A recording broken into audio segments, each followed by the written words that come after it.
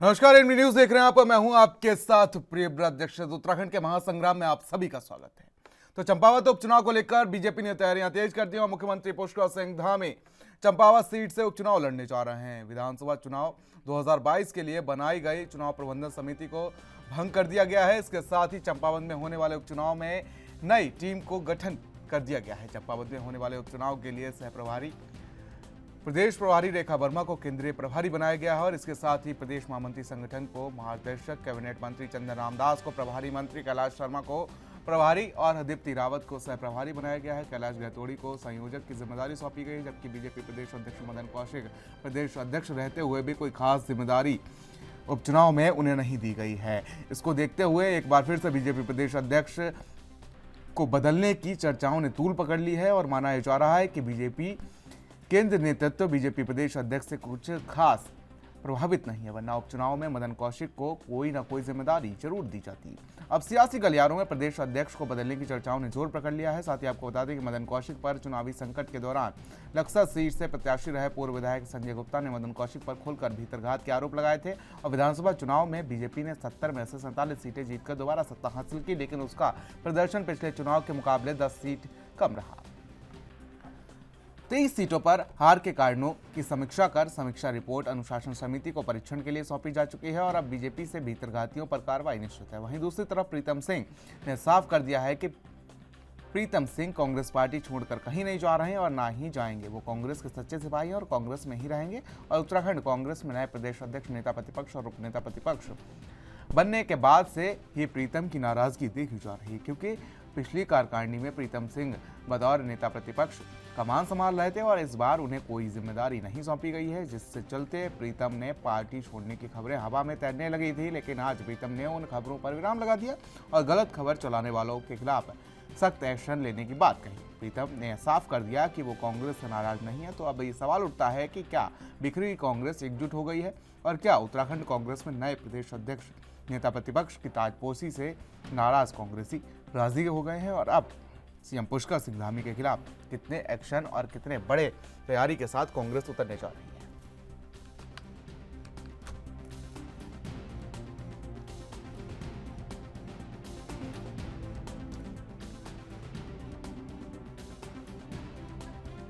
तो अब यह साफ हो गया है कि आखिर जिस तरीके से प्रीतम सिंह का एक बयान सामने आया है और प्रीतम सिंह ने कहा कि कांग्रेस के अंदर कोई अंतर्कलह नहीं है और अब वो भी कहीं ना कहीं शांत होते हुए नजर आ रहे हैं। जिस तरीके से तमाम चर्चाएं थी प्रीतम सिंह के बीजेपी में शामिल होने के बाद, लेकिन अब ये चर्चाओं का बाजार कहीं ना कहीं शांत हो चुका है, क्योंकि प्रीतम सिंह के बयान के बाद ये साफ हो चुका है कि वो कांग्रेस छोड़कर कहीं नहीं जा रहे हैं। और साथ ही अगर बात की जाए, समझने की कोशिश की जाए, तो अब कांग्रेस के लिए एक बड़ी चुनौती है कि पुष्कर सिंह धामी के विजय रथ को आखिर कैसे रोका जाए। चंपावत सीट से वो चुनाव लड़ने वाले हैं और उसी को आखिर कैसे रोका जाए ये भी साफ हो चुका है।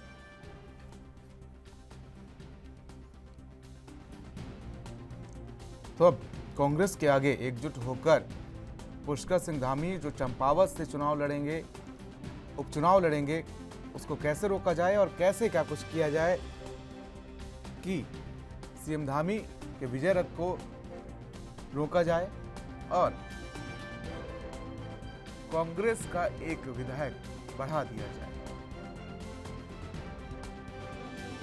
तो अब सवाल यह है कि आखिर कांग्रेस से सबसे बड़ा लड़ैया कौन होगा।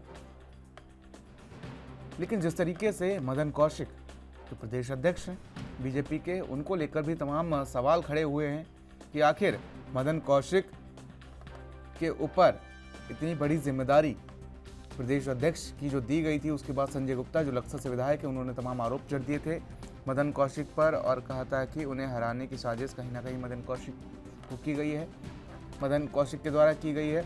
लेकिन मदन कौशिक पर इस बार जिस तरीके से पुष्कर सिंह धामी की चुनाव समिति जो बनाई गई है चंपावत से, वहां पर जिस तरीके से मदन कौशिक को नकार दिया गया है, कहीं ना कहीं उनके प्रदेश अध्यक्ष के पद को जाने के लेकर भी चर्चाएं तेज हैं।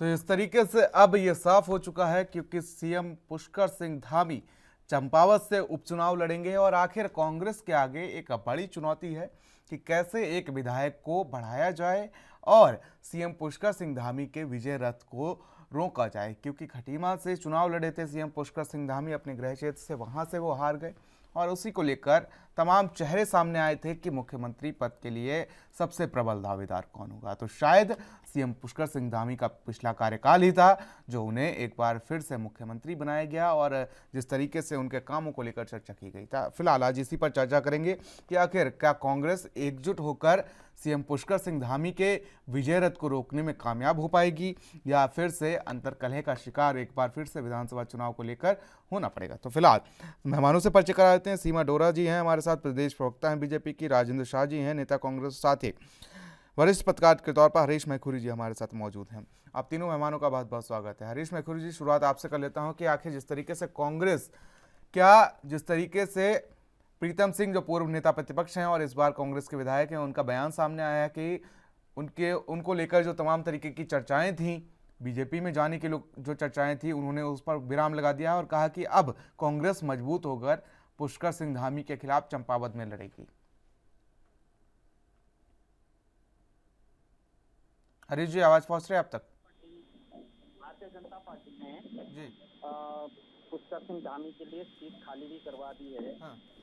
और जो गहतोड़ी जी हैं उनका इस्तीफा हो गया है। इसके अलावा आज उन्होंने टीम गठित कर दी है उपचुनाव के लिए, और उस उपचुनाव के लिए जो टीम बनाई गई है, निश्चित रूप से उसमें जो मदन कौशिक है भारतीय जनता पार्टी के प्रदेश अध्यक्ष, उनको कोई भूमिका नहीं दी गई है। तो उसके पीछे दो कारण हमें लग रहे हैं। एक तो ये है कि उनका जो प्रदेश अध्यक्ष हैं, उनका चंपावत में कोई खास आधार और स्थानीय दृष्टि से देखें तो उनका बहुत इतना प्रभाव भी नहीं रहेगा, शायद इसलिए भूमिका ना भी हो, या अन्य कोई कारण भी हो सकते हैं, जैसे मीडिया में कयास लगाए जा रहे हैं कि प्रदेश अध्यक्ष पूरे प्रदेश में उनकी तूती बोलनी चाहिए। हरीश जी, जी प्रदेश अध्यक्ष हैं वो, पूरे प्रदेश में उनकी तूती बोलनी चाहिए। निश्चित रूप से बोलनी चाहिए, लेकिन कई बार क्या होता है कि जो बड़े इंटीरियर के हमारे इलाके हैं और जो मदन कौशिक जी हैं, उनका प्रभाव निश्चित रूप से देहरादून मैदानी इलाकों में जरूर होगा, लेकिन पर्वतीय इलाकों में उनकी कोई खास भूमिका नहीं है और ना उनका बहुत प्रभाव है, ये कहने में हमें कोई गुरेज नहीं है। तो शायद इसलिए भी ये भारतीय जनता पार्टी के लोग भी अंदर से जानते हैं कि उनको शायद वहां से मतलब उनको अन्य भूमिका दी गई होगी, ऐसा हम समझ पाते हैं।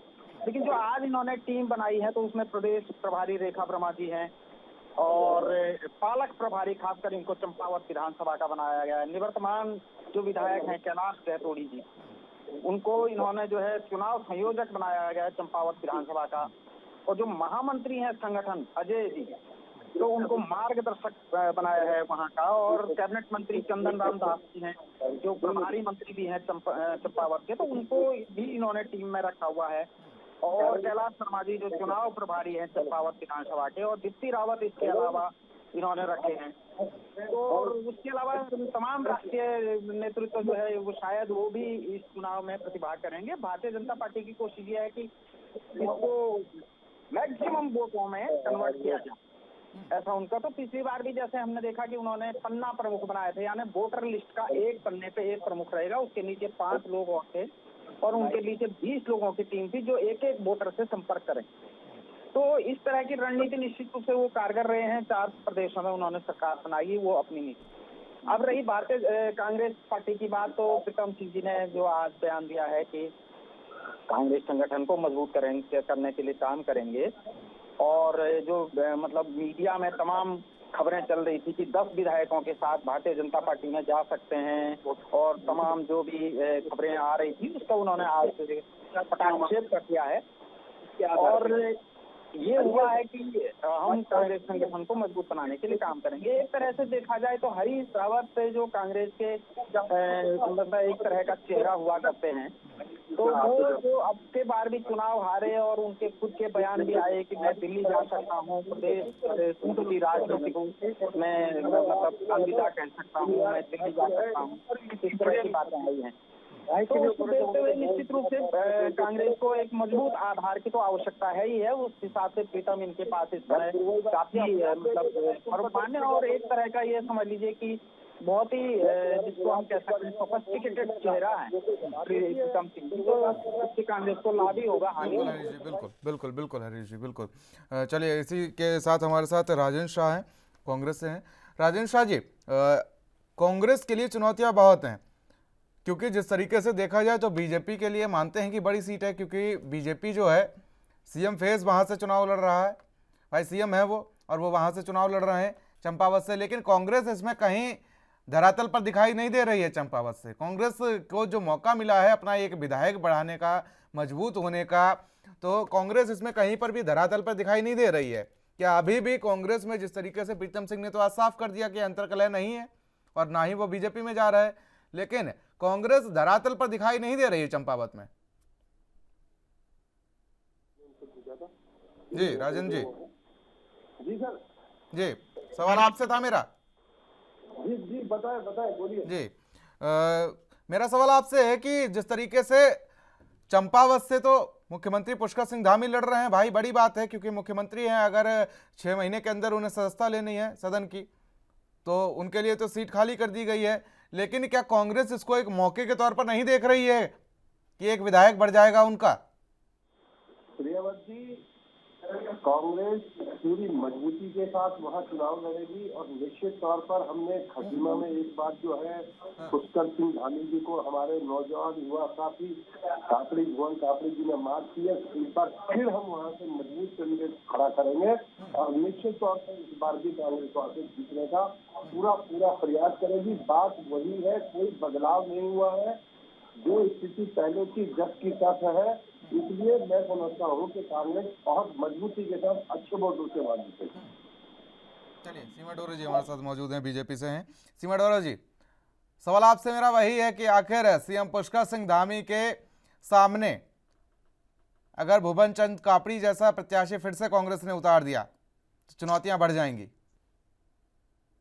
नहीं, देखिए, देश का राजनीतिक इतिहास एक नया मोड़ ले रहा है। अब जनता वो नहीं रही जो पहले ये लोग समझते थे, तो कांग्रेस नहीं समझ पा रही है, लेकिन जनता समझ गई कि कांग्रेस की मंशा क्या है।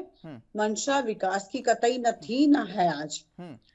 तो इसलिए जनता बहुत जागरूक हो चुकी है और इनको सवाल नहीं पहले समझे भी आप इन्होंने मेरा, देखिए। सीमा जी, जी, सवाल मेरा वही है कि अगर भुवन चंद कापड़ी जैसा कोई प्रत्याशी हुआ तो मुख्यमंत्री जी, के मैं लिए कितनी समझ बड़ी गई। चुनौतियां हैं? नहीं, मैं वही समझ रही हूँ और मैं उसी का जवाब दे रही हूँ कि कांग्रेस ये ना समझे कि जनता उनको समझ चुकी। जिताना तो जनता ने है ना, तो जनता सब जानती है कि भाई विकास की धारा में कौन लेके जाएगा, कौन बहाएगा हमें।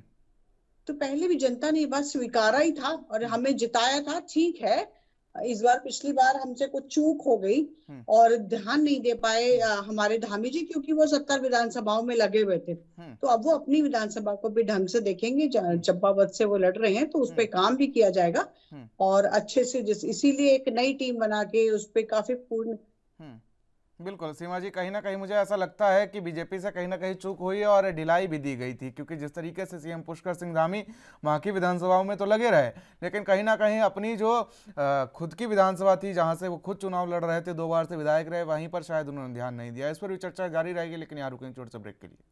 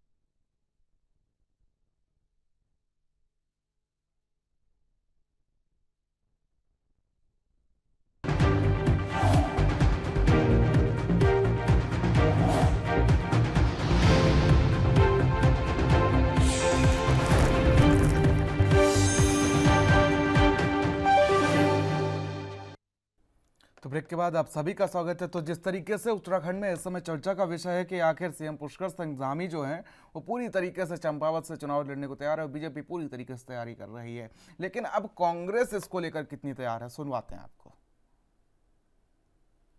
देखिए माननीय प्रदेश अध्यक्ष जी, जो आप बात कर रहे हैं कि भाजपा में उन्हें कोई चंपावत में दायित्व नहीं दिया गया, भारतीय जनता पार्टी में भारतीय जनता पार्टी का प्रदेश अध्यक्ष का जो दायित्व है वो सर्वोच्च दायित्व है।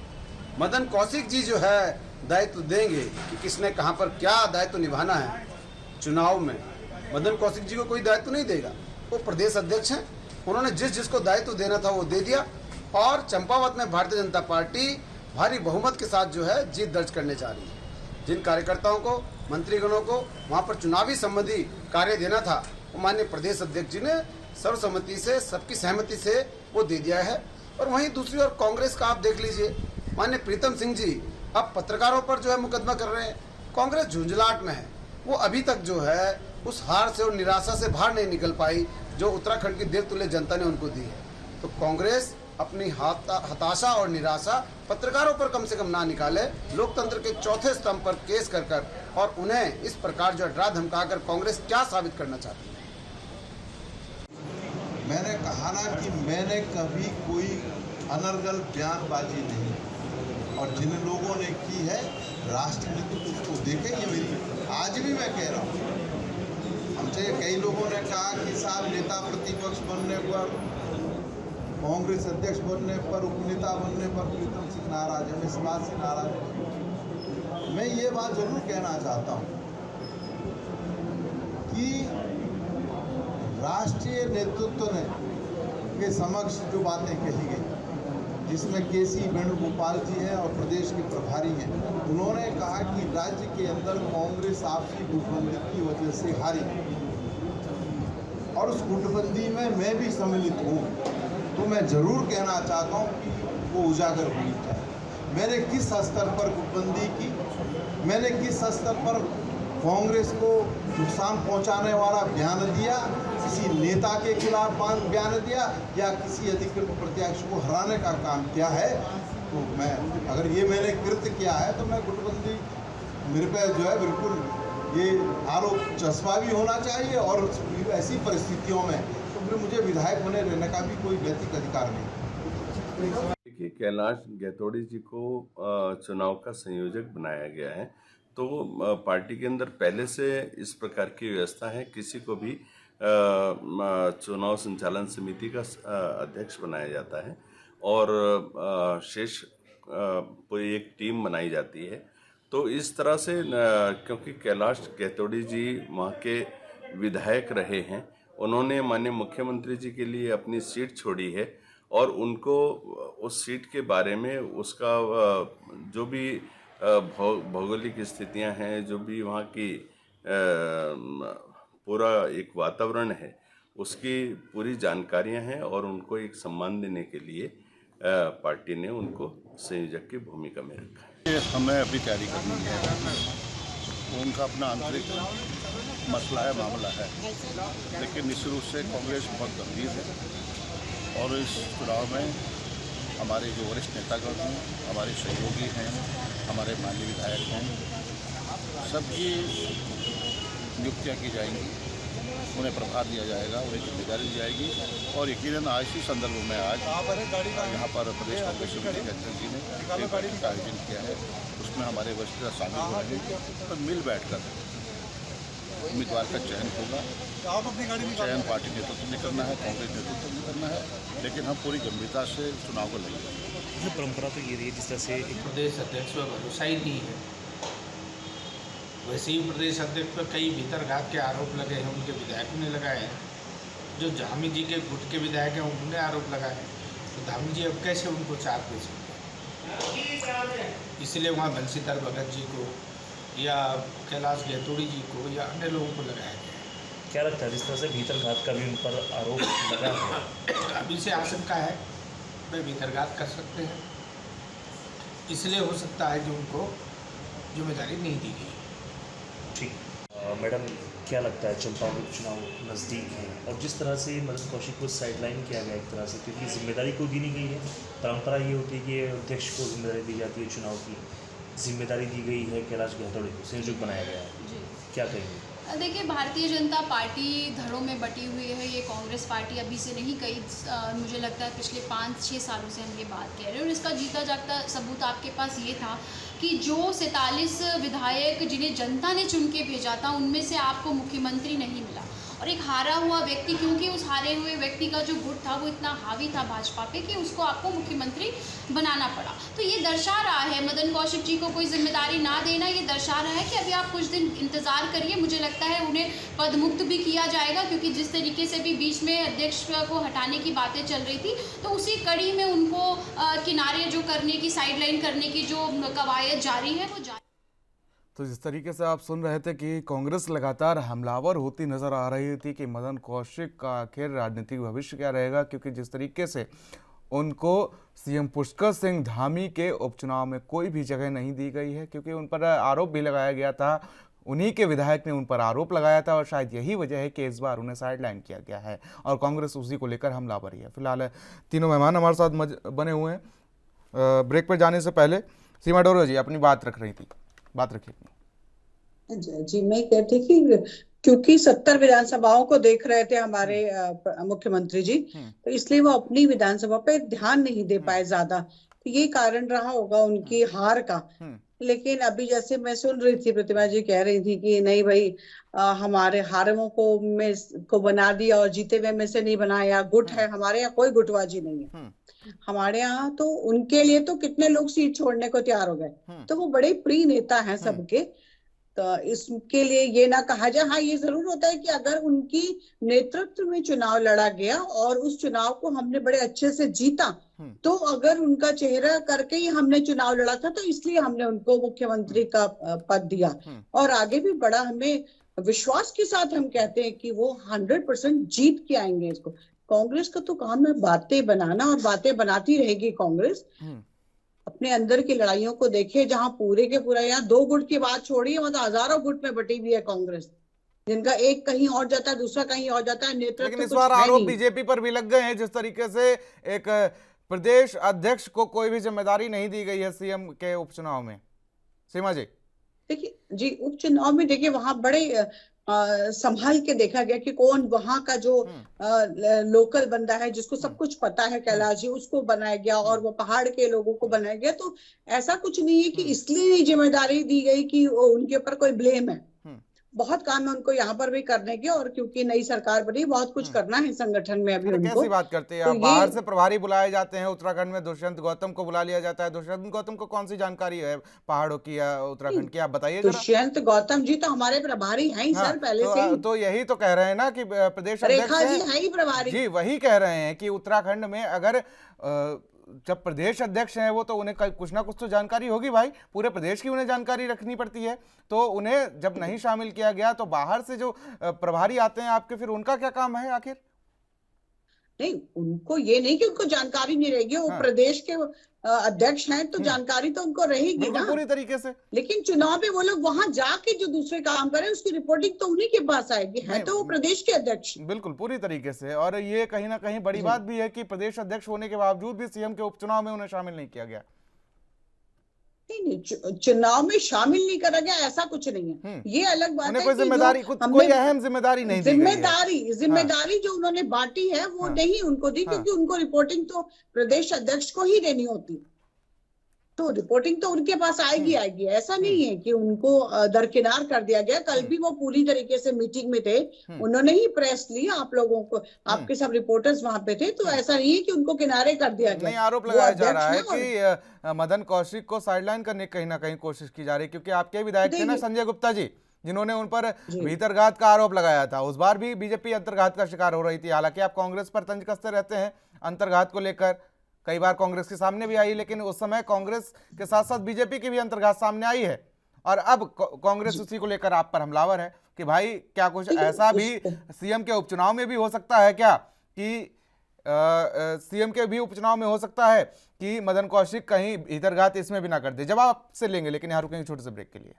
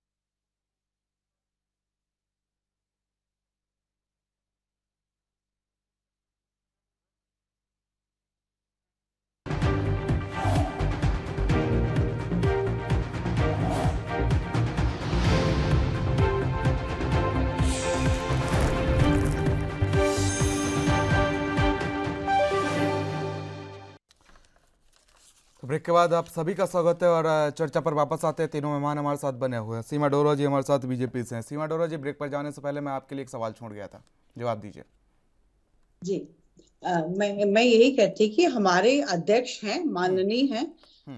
ठीक है, अगर उनको संजय जी को ये लगा होगा कि भीतरघात हुआ, लेकिन उसके ऊपर एक इन्वेस्टिगेशन भी बिठाई गई थी। लोग उसमें टीम बना के काम करा गया और उसकी जो भी रिपोर्ट है वो शीर्ष नेतृत्व पे गई होगी और जो भी फैसला होगा उस पे ही काम किया जाएगा। लेकिन जब तक कोई सत्य साबित नहीं हो जाता तब तक कुछ भी कहना बेकार होता है। किसी के ऊपर दोषारोपण करना इस तरह से शोभा नहीं देता। जब तक एक चीज और साफ हो गई कि अंतर कलह को लेकर बीजेपी कोई रिस्क नहीं लेना चाहती क्योंकि सीएम पुष्कर सिंह धामी का चुनाव है। चलिए आपसे जवाब लेंगे, लेकिन इसके साथ राजन शाह की ओर रुख कर लेते हैं। राजन शाह जी, राजन जी आवाज पहुंच रही है जी? तमाम आरोप आप पर लग गए कि कांग्रेस के अंदर ही अंतरकलह है, बीजेपी सब सफाचिट मैदान है, कोई भी अंतरकलह उसके अंदर नहीं है। अब देखिए, सत्ता में भाजपा है और भाजपा जो है सत्ता में बैठी है और कांग्रेस में कलह बता रही है। कलह का देखिए, इनके जो प्रदेश के अध्यक्ष है जिन पे इनके विधायकों ने आरोप लगाए लगातार, एक विधायक ने चंपावत से लेकर हरिद्वार ग्रामीण से लेकर लक्सर से लेकर तमाम लोगों ने आरोप लगाया कि इनके अध्यक्ष ने जो है इनको हराया विधायकों। और आज स्थिति अध्यक्ष जी की यह है कि कमेटी दिल्ली की बन के आ रही है और वही प्रदेश का अध्यक्ष है। प्रदेश के अध्यक्ष को कमेटी बनानी होती है। अपने लिए प्रदेश अध्यक्ष वो कमेटी थोड़ी बनाएगा कि वो राष्ट्रीय स्तर के नेता ही कमेटी बनाएगा। अरे उनकी तो कमेटी बन गई, आप प्रत्याशी भी बता दीजिए अपना। प्रत्याशी हमारा आज बैठक है, शाम को 5 बजे तय हो जाएगा। आज शाम 5 बजे कांग्रेस मुख्यालय में तमाम हमारे बड़े नेता हरीश रावत जी 5 भी बज चुके हैं, मुझे लग रहा है आपकी बैठक भी शुरू हो चुकी होगी। शुरू होने वाली है और बैठक में जो भी सभी चेहरे दिखेंगे क्या? राजेंद्र शाह जी, ये बड़ा सवाल है आज का। सब चेहरे दिखेंगे आपको। क्या करण माहरा का जो स्वागत समारोह था, ताजपोशी जिस दिन थी उनकी, क्या वही वाला सीन क्रिएट होगा आज भी? नहीं, देखिए उस दिन कुछ लोग अपने काम में व्यस्त है, कुछ लोग वैसे काम में व्यस्त है, ऐसा नहीं है भाई। नया प्रदेश अध्यक्ष मिल रहा था कांग्रेस को, इससे जरूरी कांग्रेस के लिए कौन सा काम हो सकता है, ये बताइए। नहीं ऐसा भाई, राजनेताओं ने भैंस तो पाल नहीं रखी है कि चारा काटने जाएंगे। नहीं, देखिए ऐसा नहीं है। नेता भैंस भी पालते हैं, ऐसा नहीं है। नेताओं की भैंस भी पालते हैं, नेता सब काम करते हैं। नेता को जरूरी नहीं कि भैंस नहीं पालते, भैंस भी पालते हैं जी, ऐसा नहीं है। लेकिन सबसे बड़ी बात यह है कि तमाम जो साथी थे उनमें से ज्यादातर लोग यहाँ से, तमाम लोग यहाँ पर थे और बहुत बढ़िया तरीके से स्वागत समारोह भी उनका हुआ। 11 विधायक अनुपस्थित थे 17 में से। जी कितने में से? 11, 17 में से नहीं, 17 नहीं है विधायक जी। विधायक हमारे 19 है जी। 19 में से, माफ कीजिएगा, 19 में से 11 विधायक अनुपस्थित थे जी जी जी जी जी। उसका कोई कारण नहीं है, अन्यथा न लीजिए आप, कोई कारण नहीं था उनका वो होना, वो जानबूझकर नहीं हुआ था। कांग्रेस में एक बार जब तमाम चीजें डिसाइड हो जाती है सब लोग उनके साथ लग जाते हैं। अभी एक भाजपा के हमारे साथी आपसे कह रहे थे कि प्रीतम सिंह जी बौखला गए हैं और बौखलाहट में जो है वो पोर्टल के ऊपर मुकदमा कर रहे हैं। आप मुझे एक बात बताइए, कोई भी पत्रकार बंधु हो उसका पूरा अधिकार है, लेकिन आप किसी की छवि थोड़ी खराब करोगे। प्रीतम सिंह के बारे में भाई पहले आप ये जानिए, उनके पिताजी स्वर्गीय गुलाब सिंह 8 बार कांग्रेस में 1957 से लगातार विधायक रहे हैं। प्रीतम सिंह जी के 6-7 बार से लगातार।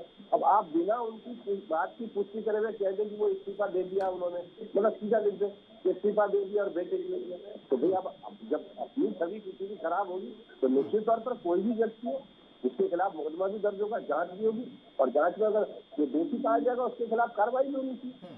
ये थोड़ी है कि आप जिस मर्जी के खिलाफ जो मर्जी साफ दे। बिल्कुल पूरी तरीके से, बिल्कुल छवि खराब करने की तो फिलहाल किसी को भी नहीं है, आप केस कर सकते हैं उसमें। बिल्कुल हरीश जी, चलिए राजन जी लौटेंगे आपके पास। हरीश मेघूरी जी हमारे साथ वरिष्ठ पत्रकार के तौर पर। हरीश जी, आपने दोनों लोगों की बात सुनी, एक टिप्पणी आपसे चाहेंगे। निश्चित रूप से भारतीय जनता पार्टी के पास इस समय 3 चुनौतियां तो सीधे सीधे हैं कि एक तो अभी पुष्कर सिंह धामी का जो चुनाव है चंपावत से, उनको जीतना है।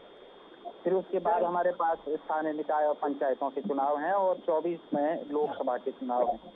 तो इनको देखते हुए मैंने तो अभी तक के मतलब 1 महीना करीब धामी सरकार का पूरा हो गया है। तो इस बार धामी बहुत खूब के कदम रखे हैं जो धाकड़ उनकी छवि थी उसके ठीक उलट एकदम इस समय वो बिल्कुल धीमे धीमे चल रहे हैं। तो उसके पीछे एक तो कारण ये होगा कि शायद वो चंपावत से चुनाव जीत जाए तो तब शायद दूसरा, अभी तक ये देखा गया है कि भारतीय जनता पार्टी का जो संगठन है अपना वो निश्चित रूप से चुनाव के प्रति वो गंभीर है और उन्होंने समय कहें या समय से पहले कहें वहाँ गहतोड़ी जी को इस्तीफा दिला दिया वहाँ के विधायक को और धामी के लिए सीट खाली कर दी। आज टीम भी गठित हो गई। इसके अलावा ये कहा जा रहा है कि निश्चित रूप से इनको प्रदेश अध्यक्ष को कोई भूमिका नहीं दी गई।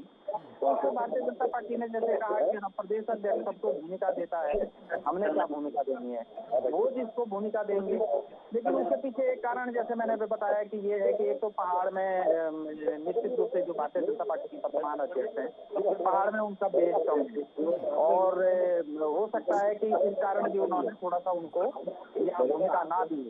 तो जो भी है भारतीय जनता पार्टी के लिए बहुत हर हाल में चुनाव जीतने की स्थिति है, उसके लिए तैयारी करते हैं। कांग्रेस की भी इस समय स्थिति ये है कि अगर एक विधायक बढ़ जाए और धामी हार जाए तो कांग्रेस को बड़ा लाभ होगा, राजनीतिक लाभ हो जाएगा, टेम्पो हाई हो जाएगा। तो इसलिए कांग्रेस भी हर प्रयास करेगी कि वो चंपावत के धामी को ठिकाने लगा दे। तो निश्चित रूप से दोनों के लिए करो और मरो की स्थिति है। कांग्रेस थोड़ा सा अपनी छवि और अपना संगठन मजबूत करने के लिए, टेम्पो हाई करने के लिए, कार्यकर्ताओं का मोराल हाई करने के लिए चुनाव को लड़ेगी और भारतीय जनता पार्टी जो है रिकॉर्ड हरीश जी, मेरा एक मानना है कि तेलंगाना में चुनाव हैं और बीजेपी वहां पर चुनाव लड़ रही है और पीएम मोदी जाते हैं वहां पर बीजेपी के लिए चुनाव प्रचार करने। तो इसका मतलब ये तो कहा नहीं जा सकता कि तेलंगाना के बारे में पीएम मोदी को जानकारी नहीं है तो पीएम मोदी वहां पर रैली नहीं कर सकते या वहां पर जाएंगे नहीं। भाई बीजेपी पार्टी है और पीएम मोदी बीजेपी के शीर्ष नेता हैं।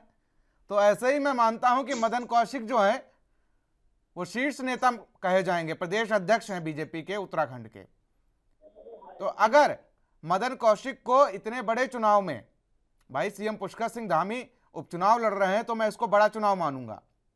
तो अगर उपचुनाव में और सीएम वहां से चुनाव लड़ रहे हो और बिल्कुल करो या मरो की बिल्कुल स्थिति पैदा हो गई हो, भाई अगर सीएम पुष्कर सिंह धामी वहां से फिर हार जाते हैं तो 6 महीने के अंदर उन्हें फिर से सदस्यता लेनी पड़ेगी और मदन कौशिक को ऐसे में ना जिम्मेदारी देना। तो ऐसे में कहीं ना कहीं मैं मानता हूं कि अंतर्कलह का जरूर शिकार हो रही है बीजेपी, या जिस तरीके से मदन कौशिक पर आरोप लगे हैं तो बीजेपी कोई भी रिस्क नहीं लेना चाहती। सीमा डोरा जी।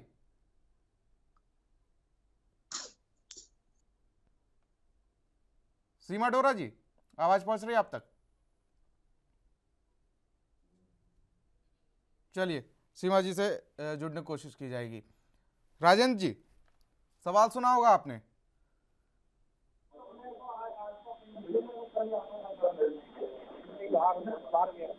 जी राजेंद्र जी, आवाज पहुंच रही है आप तक? जी जी जी जी, सवाल सुना होगा आपने। बताएं जी, बोलिए जी। कितना मानते हैं आप इसको जिस तरीके से मदन कौशिक को कोई भी जिम्मेदारी नहीं दी गई है? आप ये भाजपा का वैसे तो अंतरिम मामला, लेकिन मेरा एक बहुत स्पष्ट कहना है कि आप ये दूसरे के गिरबान में झांकते, अपने गिरबान में झांकते। लगातार उनके खिलाफ जो है चंपावत से लेकर नक्सल से लेकर हरिद्वार ग्रामीण तक तमाम लगातार विधायक कहते रहे कि उन्होंने हमें हराया है। उनके खिलाफ तो ये कोई कार्रवाई कर नहीं पाए। अब कांग्रेस में क्या हो रहा है, कांग्रेस में क्या नहीं। भैया आपको सत्ता दिया, लोगों के लिए काम कीजिए, इसलिए सत्ता दिए कि काम कीजिए। अब अभी थोड़ी देर पहले वो ये कह रही थी, मैं सम्मानित प्रवक्ता जी हमारी डोरा जी, कि अभी हमने जो है वो लोग समझ नहीं पाए थे इसलिए कापड़ी जी को हरा दिया। अरे कापड़ी जी से भी हमने एक मजबूत प्रत्याशी रखा हुआ है जो हम चंपावत में लड़ाएंगे। मतलब अभी तक 17 से लेकर 22 तक आप सरकार में, तो आपको जनता ने नहीं समझा। जनता पूरी तरह से आपको समझ चुकी है, ऐसा नहीं है। सीमा जी जवाब दीजिए, तमाम आरोप आप पर लगे इसी बीच। कर चुका था तो मैं क्वेश्चन सुन नहीं पाई इनका जी, लेकिन रही बस लास्ट की बात जरूर मैंने सुनी है कि जनता समझ चुकी है। सर जनता तो वाकई समझ चुकी है। अगर ना समझी होती तो जनता ने आपको नकारा ना होता। जो मात्र 19 पे सिमट गए नकार तो आपके सीएम को भी दिया, समझ गए। सीमा जी, नकार तो आपके सीएम को भी दिया।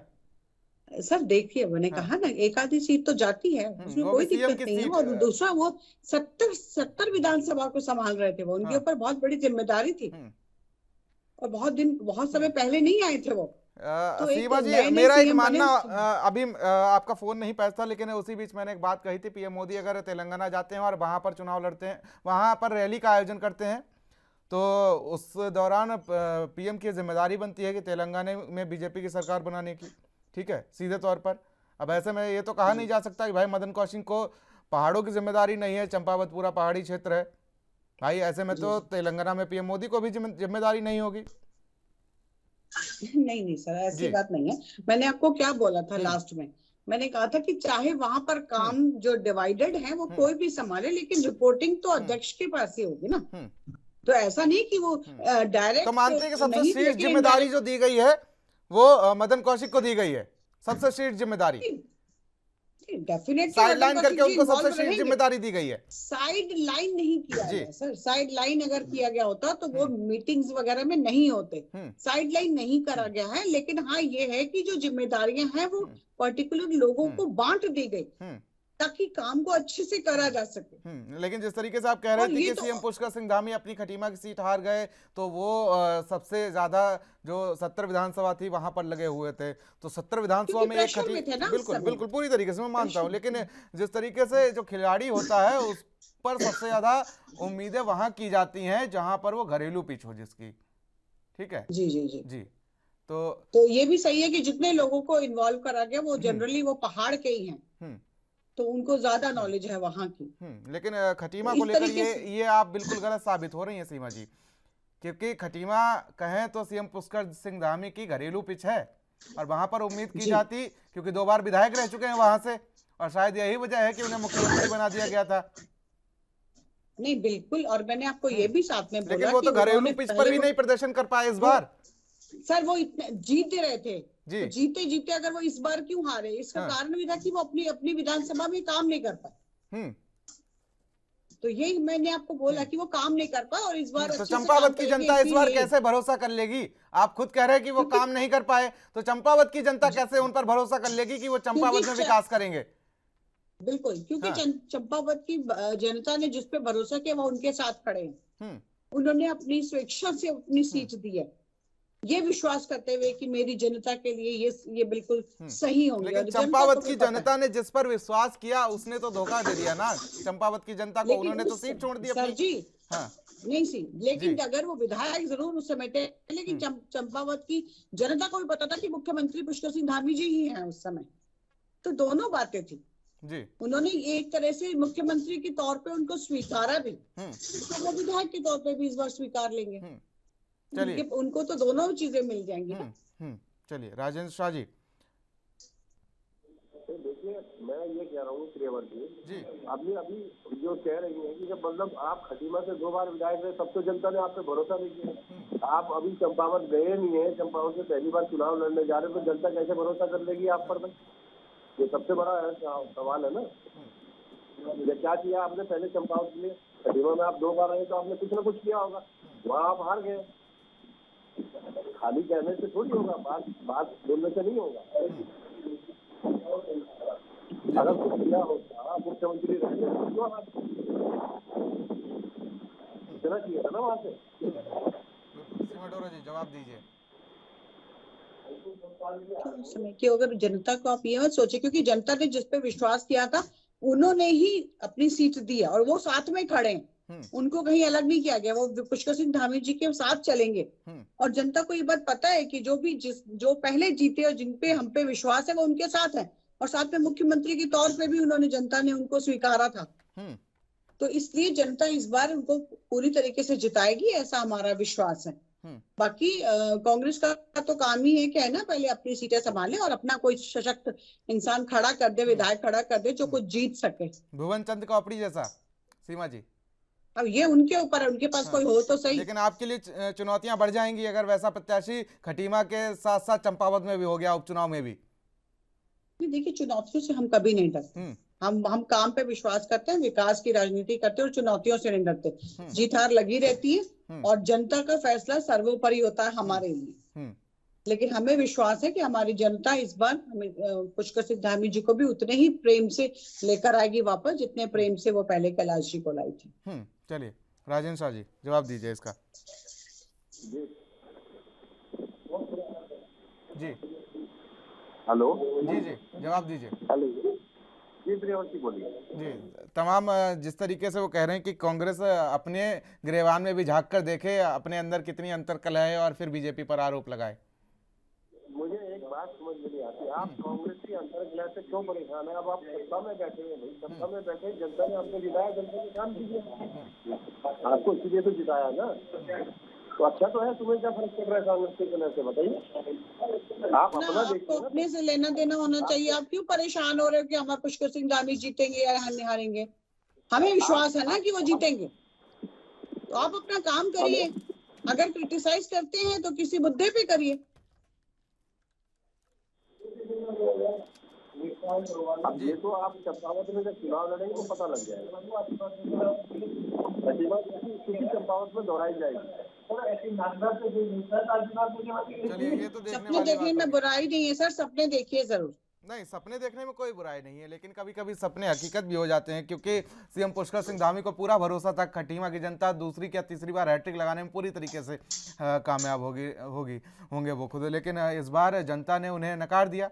हालांकि संगठन ने जरूर अपना लिया, सीमा जी ये मानना होगा आपको, जनता ने नकार दिया, लेकिन कहीं ना कहीं जनता के नकारने के बाद संगठन ने अपना लिया है। हरीश मैखुरी जी से इस पर एक प्रतिक्रिया लेंगे, लेकिन यहाँ पर रुकेंगे छोटे से ब्रेक के लिए।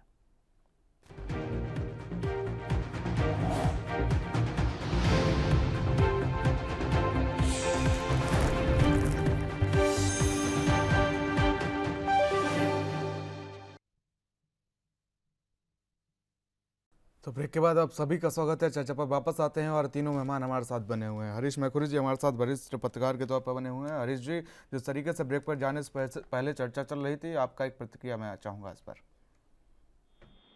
जी, असल में ये जो चुनाव है दोनों ही पार्टियों के लिए, खासकर बीजेपी तो अभी तक उसका कोई बयान नहीं आया, ना उन्होंने अपना कोई कैंडिडेट तय किया। उसी तरह से आप पार्टी ने भी अभी तक कोई अपना ये नहीं बताया कि हम चुनाव फाइट भी करेंगे कि कैंडिडेट लड़ेंगे। पर कांग्रेस और भारतीय जनता पार्टी दोनों ही वहां के लिए पूरी दौड़ लगा रहे हैं चंपावत को। तो कांग्रेस का तो ये है कि अगर वहां जीतते हैं तो निश्चित रूप से पार्टी का टेम्पो हाई होगा, कार्यकर्ताओं का मोराल बूस्टअप होगा और कांग्रेस को लाभ होगा राजनीतिक रूप से। लेकिन भारतीय जनता पार्टी के लिए ये करो और हश्र हुआ है, इसमें कहीं ना कहीं मैं आम आदमी पार्टी को भी जिम्मेदार मानता हूँ। आम आदमी पार्टी ने काफी हद तक सेकुलर वोटों पे मतलब सेंधमारी की है और उसका जो नुकसान हुआ है वो कांग्रेस को हुआ। ये बात हरीश रावत ने अपने बयान में चुनाव जो उनके चुनाव प्रभारी थे, उत्तराखंड के चुनाव समिति अध्यक्ष थे, संचालन समिति के, उन्होंने भी कही है और ये निश्चित रूप से बड़ा सत्य है कि आम आदमी पार्टी भी कहीं ना कहीं मानती होगी कि एक भी सीट वो जीत तो नहीं पाए, लेकिन इस सीटें बीजेपी को जितवा जरूर दी है। हाँ, मतलब बीजेपी को तो उन्होंने नहीं जितवाया, लेकिन उनके कारण बीजेपी को फायदा हुआ है, ये कह वही सकते हैं। फायदे का मतलब आम आदमी सीट पार्टी जीतना को ही अपना ही चुनाव में। आम आदमी पार्टी तो निश्चित रूप से कांग्रेस की जगह अपने को रिप्लेस कर रही है धीरे धीरे, क्योंकि कांग्रेस जो जिसने भारतीय जनता पार्टी मतलब भारत को स्वतंत्रता दिलाई, उस समय तो सारे ही दल कांग्रेस ही था, एक ही दल था, कांग्रेस था। बाद में टूट के जनसंघ अलग हुआ, बाद में टूट के तमाम ये तृणमूल कांग्रेस, ये शरद पवार कांग्रेस, तमाम तरह के टीएमसी डीएमसी जितने भी निकले हैं ये कांग्रेस के ही घटक हैं। ये धीरे धीरे टूट के अलग हुए और आज की तारीख में तो कांग्रेस मतलब एक पार्टी के साये में जी रही है, इस तरह का कुछ हो गया है। तो उसका निश्चित रूप से कांग्रेस को ही घाटा हो रहा है। ये बात कांग्रेस के अंदर के लोग भी जानते हैं। जो डेमोक्रेटिक फ्रंट उन्होंने 23 लोगों का जी बनाया है वो भी जानते हैं। तो इस पर कोई चर्चा की गुंजाइश अब रह नहीं गई है। निश्चित रूप से पूरी कांग्रेस सफर कर रही है और एक परिवार की पार्टी जैसी बन गई है, ऐसा प्रतीत हो रहा है, ऐसा बिंब आ रहा है सोसाइटी में। तो उससे कांग्रेस खुद उभरने का प्रयास कर रही है। लेकिन भारतीय जनता पार्टी का खासकर यहाँ का चुनाव की जहाँ हम बात करें तो चंपावत का चुनाव भारतीय जनता पार्टी के लिए भी इस समय करो और मरो की स्थिति है। हर हाल में जीतना है उन्होंने, वो भी मुख्यमंत्री की कि एक बार तो खटीमा से हार गए और दूसरी बार अब चंपावत में वो किस्मत आजमा रहे हैं। चलिए हरीश जी लौटेंगे आपके पास, लेकिन सीमा डोरा जी हमारे साथ बीजेपी से बनी हुई है। सीमा डोरा जी, करो या मरो वाली स्थिति हो गई है बीजेपी की? जो या मरो तो नहीं सर, हाँ थोड़ा सा डिफिकल्ट है, थोड़ा टास्क, और मजा भी तभी आता है जब डिफिकल्ट हो, और पूरा विश्वास है और जोश और होश और सबके साथ हम तैयार है बिल्कुल। आप इस बार इस सीट को लेकर आएंगे, ये भी पूरा विश्वास, और आपको दिखा देंगे कि सीट जीतेंगे कैसे, और कांग्रेस का मुंह बंद हो जाएगा, क्योंकि कहते हैं कि बड़ों का कहा और आंवले का खाया बाद में मीठा लगता है। तो हमारे अटल बिहारी वाजपेयी जी ने कहा था कि एक समय ऐसा आएगा कि कांग्रेस जो आज मुस्कुरा रही है, हंस रही है हमारे ऊपर, जो उसका सफाया हो जाएगा, तो उस कगार पे खड़ी है कांग्रेस आज। तो धीरे धीरे विलुप्त होती जा रही है कांग्रेस। तो इतना ओवर कॉन्फिडेंट ना रहे एक सीट के पीछे, जहां हमने इतनी सीटें निकाली है, हम ये भी निकाल लेंगे, क्योंकि अब कोई प्रेशर नहीं हमारे ऊपर, धामी जी के ऊपर भी। तो अपनी एक सीट पे उनको ध्यान देना, और वो बहुत अच्छे से इस काम को बखूबी निभाएंगे। लेकिन सीमा अरोड़ा जी, आपके लिए चुनौती है और आपके लिए बड़ी जिम्मेदारी है, लेकिन कांग्रेस के पास खोने के लिए कुछ नहीं है जी। मानती हैं इस बात को कि आपके लिए पाने के लिए बहुत कुछ है? भाई सीएम की कुर्सी बची रहेगी जब वहां से वो चुनाव जीत जाएंगे, लेकिन कांग्रेस के लिए खोने के लिए कुछ नहीं है। मैं तो वही कही थी कि इनका विलुप्त होने का समय आ गया, धीरे धीरे ये विलुप्त होते जाएंगे, और इसीलिए इनके पास खोने को कुछ नहीं, इसलिए ये ओवर रिएक्ट कर रहे हैं कि हम लोग ये जीत लेंगे। अरे नहीं कुछ कर सकते अब आप, तो आप जीत सकते ही नहीं है। वो भी जो मिल गए आपका 19, उस पर भी गनीमत समझिए, शायद तब इतनी तोड़फोड़ नहीं थी आपकी पार्टी में। आज की डेट में आपकी पार्टी कहीं पर भी एग्जिस्ट नहीं करती। कई तारे टूट के आपके भी गए हैं कांग्रेस में सीमा जी। नहीं हमारे सर कहाँ गए ऐसे, जैसे यशपाल आर्य आपके ही थे ना। हमारे तो सिर्फ तब जाते हैं जब हमारी शर्तों पे नहीं चलते, जब परिवारवाद नहीं, वही तो बात है ना कि आपके 2 विधायक गए थे ना, यशपाल आर्य और उनके बेटे संजीव आर्य, विधानसभा चुनाव से पहले वो आपके ही तारे थे ना जो टूट के कांग्रेस में शामिल हुए थे। बिल्कुल गए थे, लेकिन वो अपने स्वार्थ के लिए गए थे, वो अपने स्वार्थ के लिए परिवारवाद के पीछे गए थे। उसको उनको हम रखते ही नहीं ऐसे लोगों को जो अपने सांसद अपने परिवार की सीट्स मांगे। इतनी बड़ा हमारा संगठन, विश्व का सबसे बड़ा संगठन होने के कारण हमारा तो दायित्व बनता है कि सबको जिम्मेदारी दें। एक ही इंसान अगर 2-2, 3-3 जिम्मेदारी मांगेगा तो उसको किस तरह से दी जाएगी? इसलिए उनको वो गए, इसलिए उनको जाना पड़ा। लेकिन हमारी शर्तों पे, यानी कि भारतीय जनता पार्टी ये कहती है कि सबका साथ सबका विकास। अरे कैसी बात करते हैं आप सीमा अरोड़ा जी, आप बड़ी जल्दी अपनी बातों से पलट जाती हैं। 2017 में भी दोनों को टिकट दिया गया था ना बीजेपी की तरफ से, बाप बेटे दोनों को। तो 22 में कौन सी आफत आ गई थी? नहीं सर, इस बार हम लोगों ने पूरी एक स्ट्रेटजी बनाई थी कि नहीं देंगे, एक परिवार को एक सीट ही देंगे। 2017 में यही स्ट्रेटजी आपकी कामयाब हुई थी, आप सत्ता में आ गई। नहीं सत्ता में आ गए, लेकिन इस बार हमने नहीं दी ना, आपने देखा हमने नहीं दी परिवारवाद को, हमने जगह नहीं दी, हमने नहीं दिया किसी भी परिवार को 2 सीट नहीं दी। चलिए चले गए। बिल्कुल बिल्कुल आपका निर्णय बिल्कुल सही रहा, क्योंकि परिवारवाद की राजनीति को लेकर लगातार कांग्रेस भी हम सुर्खियों में रहती है और बीजेपी भी। राजेंद्र शाह जी जी, राजेंद्र जी आवाज पहुंच रही है? राजेंद्र जी आवाज पहुंच रही है आप तक? चलिए जुड़ने की कोशिश करेंगे राजेंद्र शाह जी से। हरीश मैखुरी जी, जिस तरीके से सीएम धामी के आगे तमाम चुनौतियां हैं, एक बार फिर से वही चुनौतियां जो अभी कुछ दिनों पहले थी। हालांकि कुछ चुनौतियां कम हुई हैं, इस बार उन्हें पूरा प्रदेश नहीं संभालना है, अपनी ही विधानसभा संभालनी है। नहीं, इस समय उनके पास काम भले ही कम है, लेकिन चुनौती जितनी पहले थी उतनी आज भी है। अगर मुख्यमंत्री हैं तो हर हाल में सीट जीतनी है, और नहीं तो उनके लिए तो एक तरह का ये करो और मरो की स्थिति है, जैसे मैंने सब पहले किया है इस चुनाव के लिए। तो हर हाल में उन्होंने जीतनी है। और होता क्या है, मैं एक प्रैक्टिकल चीज बता रहा हूँ। होता क्या है कि मतलब अगर जैसे गहतोड़ी जी ने वहाँ सीट छोड़ी है, तो उन्होंने भी अपने क्षेत्र में ये कहा, भाई मुख्यमंत्री जिस जगह से चुनाव लड़ेगा उस जगह का वैसा ही विकास हो जाता है, वैसे ही विकास हो जाता है।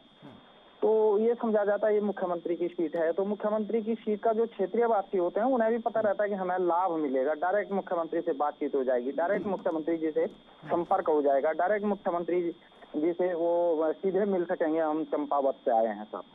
तो इसका लाभ क्षेत्रीय जनता को होता है। इसलिए मतलब चुनावी दृष्टि से बड़ा इसमें ये नहीं कहा जा सकता है कि बहुत बड़ा कोई उलटफेर होगा। मतलब कुछ चीजें प्रिजम्पशन में होती हैं कि इसका ये मतलब प्रतिफल आएंगे, तो उस तरह का भी हो सकता है। और दूसरा ये है कि निश्चित रूप से भारतीय जनता पार्टी इस चुनाव को हल्के में नहीं ले रही। जैसे उन्होंने मतलब टाइमली इस्तीफा दिला दिया, टाइमली अपना वो टीम गठित कर दी चुनाव की, उसमें जो है किसको रखना है किसको नहीं रखना वो भी तय कर दिया है। उसके अलावा वहाँ मैंने ये देखा कि जो ग्राउंड लेवल वर्कर हैं उनकी टीम भी गठित हो गई है। न केवल ऊपर की टीम, नीचे की टीम पहले गठित हो गई है, ये ग्राउंड वाला बाद में हो रहा। तो निश्चित रूप से भारतीय जनता पार्टी इसके प्रति मुझे गंभीर लग रही है, इन चुनावों के, इस चुनाव के प्रति खासकर। और इस चुनाव के जो प्रभाव हैं आगामी पंचायत चुनाव में होंगे। पंचायत चुनाव में क्या रिजल्ट आता है, निश्चित रूप से फिर आगे इन्होंने 24 में राष्ट्र के चुनाव भी लड़ने हैं, संसद के चुनाव लड़ने हैं, तो वो सब देखने के लिए ये मजबूत अपने मतलब फाइट रख रहे हैं ये। लेकिन अजीत जी, जिस तरीके से मदन कौशिक को कोई भी जिम्मेदारी नहीं दी गई है इस उपचुनाव में, कैसे देखते हैं आप इसको? मदन कौशिक के बारे में भारतीय जनता पार्टी का कहना यह है कि साहब वो खुद ही भूमिका दे रहे हैं, उनको हमने क्या भूमिका देनी है। लेकिन कहीं ना कहीं जो मैं कह रहा हूँ कि एक तो उनका पहाड़ में आधार नहीं है, दूसरा तमाम आरोप प्रत्यारोप लगे हैं। तो भारतीय जनता पार्टी खुद भी और जैसे मैंने कहा मुख्यमंत्री भी इस समय अभी तक की जो उनकी भूमिका मुझे देखने में आती वो फूंक फूंक कर कदम रख रहे हैं। आप ये समझ लीजिए कि बहुत सारे जैसे IAS PCS के ट्रांसफर को कर दिए, लेकिन जैसे शिक्षकों के ट्रांसफर बिल्कुल रजवी, ये देखने वाली बात होगी कि आखिर जिस तरीके से सीएम पुष्कर सिंह धामी का ये जो उपचुनाव है कितना अहम रहता है, क्योंकि बीजेपी के आगे करो या मरो वाली स्थिति पैदा हो गई है। क्योंकि भाई सीएम पुष्कर सिंह धामी अगर विधायक बनेंगे, चंपावत से वो चुनाव जीतेंगे, तभी वो मुख्यमंत्री पद पर काबिज रहेंगे, वरना एक और विधायक को इस्तीफा देना पड़ सकता है और मुख्यमंत्री को फिर वहां से चुनाव लड़ना पड़ सकता है। लेकिन अब सवाल यह है कि आखिर कांग्रेस कितना बेहतर प्रत्याशी उतारेगी और मुख्यमंत्री पुष्कर सिंह धामी के लिए कितनी चुनौतियां खड़ी करेगी, ये देखने वाली बात होगी। तो फिलहाल आज की इस खास चर्चा में मेरे साथ इतना ही। देश और दुनिया के अहम खबरों के लिए बने रहिए एनबी न्यूज़ के साथ। नमस्कार।